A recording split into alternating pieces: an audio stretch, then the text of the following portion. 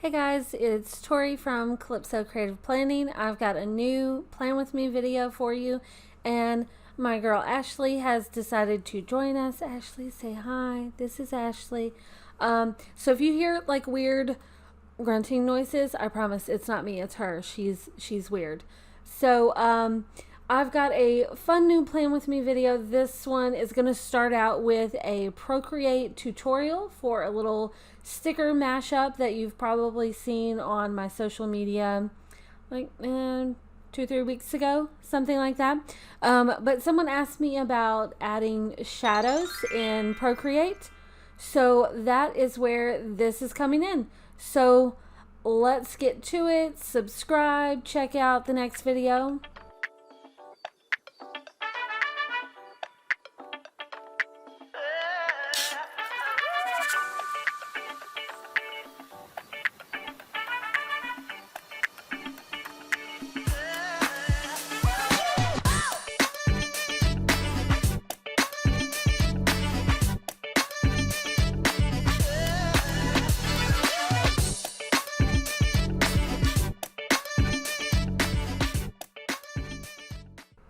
Alright, so before we get into our planning session, I wanted to say that I know my teal and gold collection for November is not very fall related, so that's why tomorrow I have a new big sticker book coming out for fall.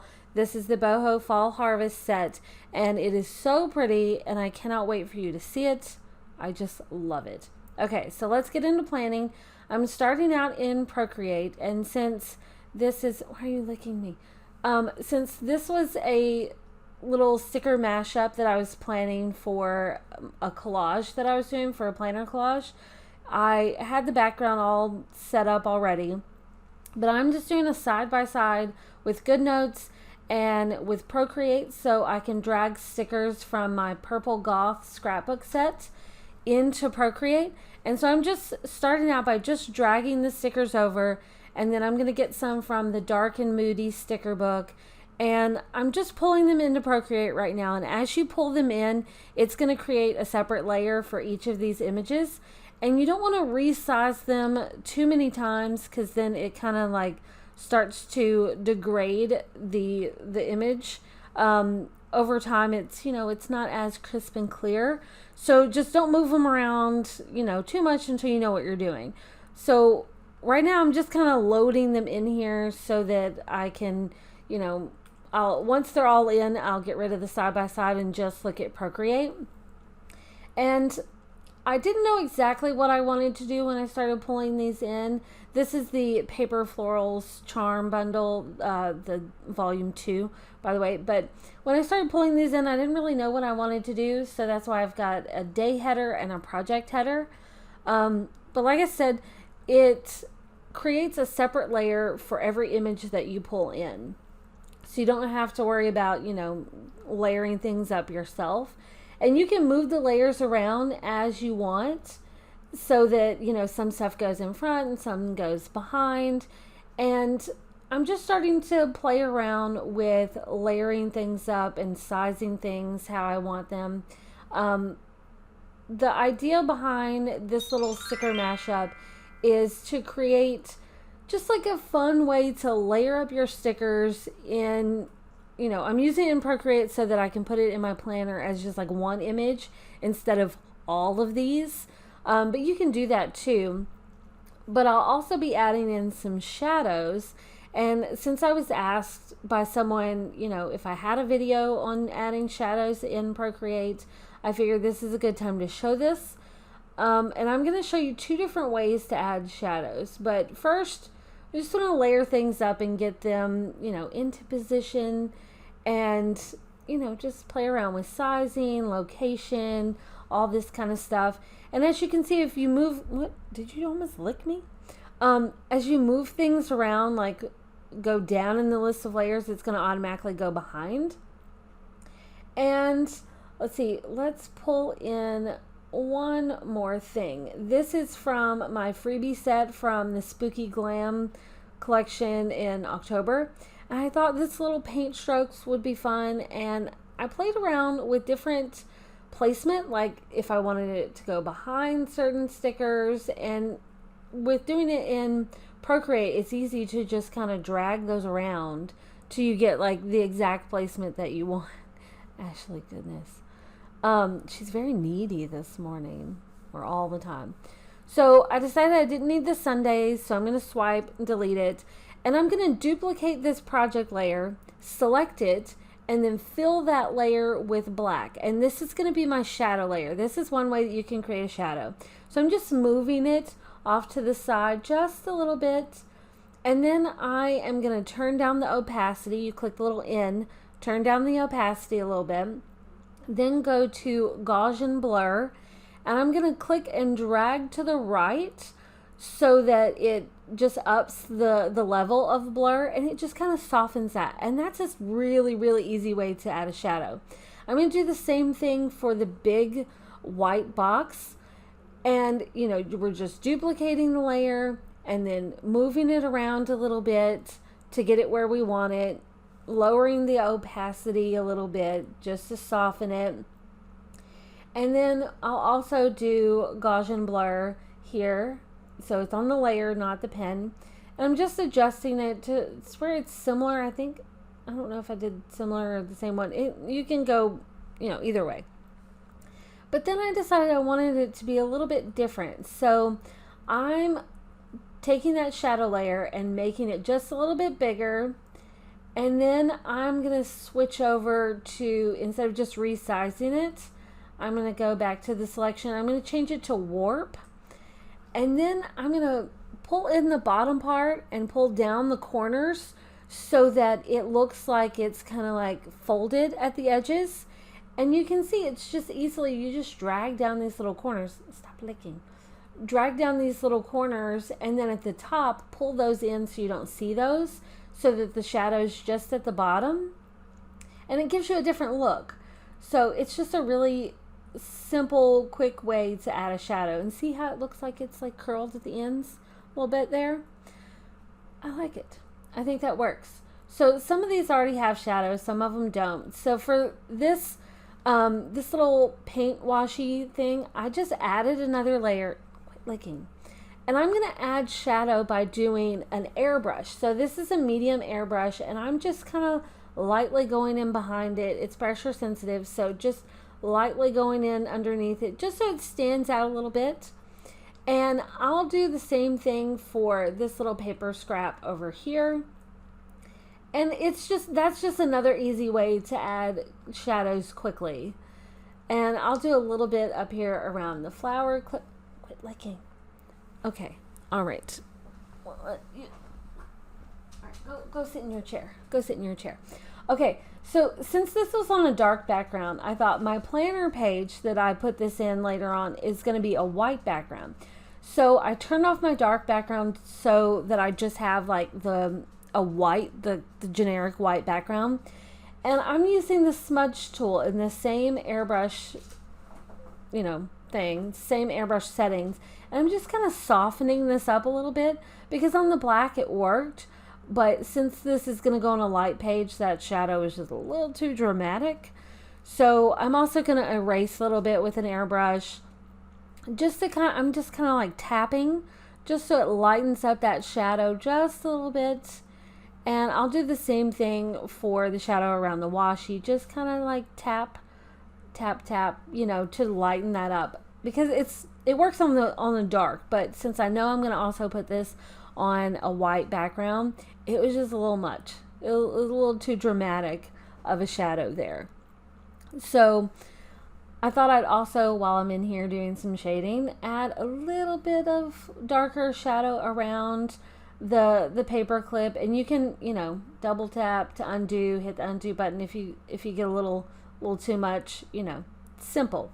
But this is just a really easy way to add in shadows. I just needed to move that down a little bit. But see how you've got now this layered up look, and it's, you know, it's nice, it's fun, it's lovely. And you can put this in your planner page as one big sticker instead of, you know, well, I'm not counting all those, but there's a lot of stuff going on. So we don't want to do that.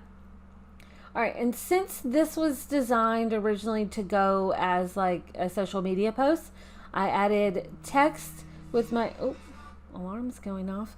I added some text with my Instagram handle, and I'm just changing up the font and the size, and then I can just move this around. And when you add text, it creates its own layer for that, by the way, in case you didn't know. So I played around with a couple different locations on this, and I wanted to keep it the same size, so I'm just moving it, not, you know, not squishing it, because I don't want to accidentally change the size. That's why I had to undo for a minute there. But in the end, I liked it over here.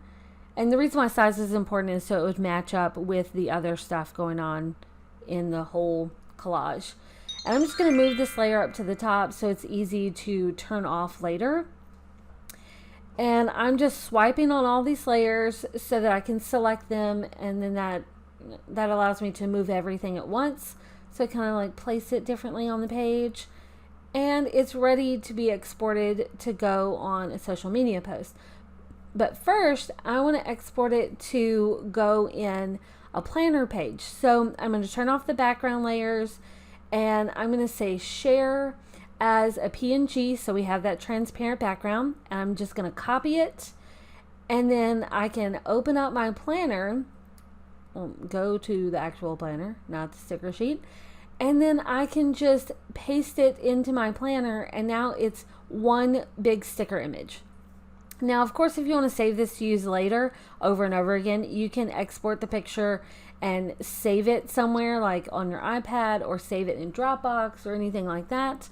But I just did copy and paste. I realized I left my Instagram handle on. I'm going to turn that off. So once again, just exporting it as a PNG, copying, and then just pasting it right on my planner page. And it's that simple to create something fun with the shadows, because you can't do the shadows in GoodNotes unless you use a highlighter and layer things up. I mean, that's one way. I have done that. But this, you get different little shadows, and there you go. It's right there, ready to use. And I did this one day, and then I came back another day to actually create this as a daily spread. So we're going to move into that portion. I'm going to start pulling back from that same scrapbook set. And I love this long sticker. I'm going to use it to cover up the today header that comes on the page template. And then I'm going to grab one of the paper clips to go on top of that. And so it looks like it's just kind of like clipped on top of the page. I think that's really cute. I like that. And, you know, just resize that a little bit. And then I can use the text tool and write out Sunday, because that's when I did this. Change the font and the color and resize. I don't like to resize my fonts with the lasso tool because it can go crooked. That's just never fun. And then I want to cover up this date area and put the date on there without that. So I'm just going to take a screenshot of this paper texture so it matches, and paste that, and then I can just cover that right up. Super handy. And then I can write out the date up here in the cupcake font. It's a very fun font. I like this font. So I turn off the image selection so I can just move the text without disturbing that little box that I made underneath it. And it totally works. Covers it up. Nice clean header across the top. I like that. So in my dark and moody sticker book, I'm going to pull just one of these plain boxes, turn that image selection back on, and I'm going to pop this in here, and I'm going to create new headers, because I kind of like to think of these page templates as like just that, a template. This is just like your starting point, your idea of, you know, if you don't know what to do, here, let me throw out some ideas for you. That's kind of what I'm thinking with page templates. So this is just a simple way to, you know, spice it up, add some color, make it your own. So I'm just adding text over this, and then I can select it, you know, move it over, center it. You can also choose to center the text in the text box. That works too. And then I can just copy and paste it to these other two areas and change the header to match that. I need some coffee. It's early, you guys. Caramel macchiato. the skinny kind, so it's like half the calories. Nice, right? Okay. Anyways, tangent, side note, it's okay. So now that I've got these all matching, see already, just like that little bit makes it look different. And I like that, right? So I'm going to do something similar to that for my to-do list area, my little notes area. I say similar, not the same, because I don't want to be boring. I feel like that would be boring, right? So I'm going to take the same little purple box, stretch it out. This feature, got to be one of my favorites in GoodNotes, that image stretching. So handy when you have like solid boxes. It's just simple. In Note Shelf, it is not that simple. It drives me crazy how you have to like resize and like crop, and you can resize in GoodNotes and then copy and paste in Note Shelf, but that seems a little redundant. But it's one way to get around it, right? You guys, do I have too many stickers? No, can't have too many stickers. Okay, so this is my Dragonfly paper note set. I thought I wanted the purple to go for my headers, and so I pulled in a to-do list one, but then I was like, no, not the right purple. That is not the right purple. So I thought, let's grab another paper note set, and I decided to go with the coffee one because it has black and like a kind of like a neutral colored text, and so I think that that will work out just fine. So we're gonna, my screen like went to sleep for a second there. Sorry if I looked panicked. Okay, so this color combo I think works great with the black and the purples, and because it's got the font is like just a neutral color, and it works. I think it works just fine. So I will also pull in the note to self, and the light grid on this page is super handy because it makes it so simple to line up, you know, the edges of the paper notes and size it so everything's the same size. It's great. And I'm going to pull in a little mini calendar. This is from my Gothic floral set, and I love these. I think I'll probably bring them back for 2022. Yeah, I think so, because they're really pretty. I like them. So for the bottom of this page, I want to decorate this little area down here with some washi. These skulls are fun because we've got kind of like this moody thing going on, and I'm going to layer that up with some purple paint because that's just fun. We've got kind of this collage-y feel going on, so I think that works. And then I'm going to grab this dark rose. I think it's really pretty, and I'm going to size it up so it fits in that little grid and just stretch just a little bit, not so much that it distorts it, but enough that it really fits in, you know, the little boundaries of my boxes. You know what I mean? I like that. I think that's lovely. And since I've got kind of like this paint thing going on, I'm going to pull in this little watercolor circle, and I'm going to crop it down. You guys know I love this little trick. And just line it up with the edge of that box. And then to go along with this little, you know, the plain box thing that we have going on over to the right side of the page, I'm going to pull in this box. And this is a good way to have a little layered up look and a place for notes. I like that. That is nice. I decided that if my little sticker mashup on the side over here is going to be for projects, then I might need more notes area. So I decided let's go with this colored box. Remember, switch to that image tool so that you can straighten it back out, because I don't know why it goes crooked. That's just, I don't know, it's a thing. But we know how to get over it. We use the image tool, straightens it right back out. And this is going to give me, is my dog snoring? The other dog over here, he's snoring. If you hear that, I don't know if you do. I don't know where I was going with this. Okay, so we're just creating a little notes area that kind of complements that project box at the top. Gonna pull in more of the skulls with a little washi, and then grab a little thumbtack and throw that on there. And I just love that. I love that. This is just a simple little daily spread. And remember, you can use, you know, export that other mashup as an image. Use it over and over again. It's great. That's it. All right, I'm out. I'll see you in the next video. Bye, guys.